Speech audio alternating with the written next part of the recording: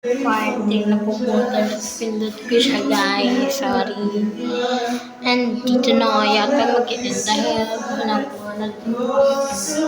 hindi natuloy yung journey natin ngayon. And sorry guys, hindi kami napag-video.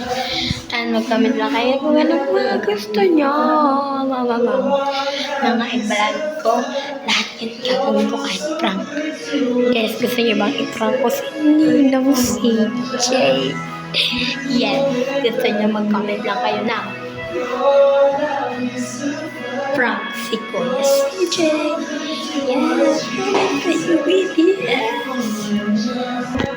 hello kita.